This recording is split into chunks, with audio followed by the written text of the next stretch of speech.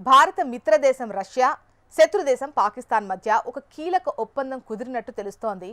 పాకిస్తాన్ను మధ్య ఆసియా దేశాల మీదుగా రష్యాతో అనుసంధానించే భారీ రోడ్డు, రైలు మార్గాలు నిర్మించేందుకు రెండు దేశాలు సహకరించుకోవడానికి అంగీకరించినట్లు పాక్ మీడియా తెలిపింది.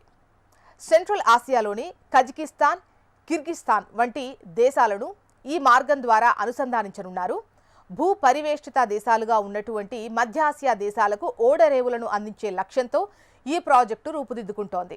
ఇటీవల చైనాలోని టియాన్జిన్లో జరిగిన షాంఘై సహకార సంస్థ మంత్రివర్గ సమావేశం సందర్భంగా పాకిస్తాన్ ఫెడరల్ కమ్యూనికేషన్ మంత్రి అబ్దుల్ అలీం ఖాన్, రష్యా ఉప రవాణా మంత్రి ఆండ్రీ సెగెవిచ్ నికితిన్ మధ్య జరిగినటువంటి సమావేశంలో ఈ ఒప్పందం కుదిరింది. మధ్య ఆసియా, రష్యా మధ్య వాణిజ్యానికి వ్యూహాత్మక రవాణా కేంద్రంగా పాకిస్తాన్ మారబోతోంది. దీని ద్వారా ప్రాంతీయ ఆర్థిక ఏకీకరణ, లాజిస్టిక్ కనెక్టివిటీ పెంచుతుందని భావిస్తున్నారు. పాకిస్తాన్ మరియు ఆఫ్ఘనిస్తాన్ గత నెలలో ఉజ్బెకిస్తాన్, ఆఫ్ఘనిస్తాన్, పాకిస్తాన్ రైలు ప్రాజెక్టును ముందుకు తీసుకెళ్లడానికి అంగీకరించాయి. ఇప్పుడు ఈ ఒప్పందం రూపుదాల్చుకోబోతోంది. ఇప్పటికే పాకిస్తాన్, చైనా మధ్య China Pakistan economic corridor project నిర్మాణంలో ఉంది. ఇది చైనాలోని జిన్జియాంగ్ ప్రావిన్స్ను పాకిస్తాన్లోని గ్వాదర్ పోర్ట్లో కనెక్ట్ చేస్తుంది.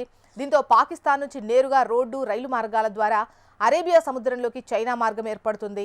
మలక్కా జలసంధిపై ఎక్కువగా ఆధారపడకూడదని చైనా సిపెక్ ప్రాజెక్టు చేపట్టింది. ఇక ఉద్రిక్త సమయాల్లో భారత్ ఈ మార్గాన్ని బ్లాక్ చేసే అవకాశం ఉండటంతో చైనా భారీ ఖర్చు చేసి సిపెక్ను నిర్మిస్తోంది.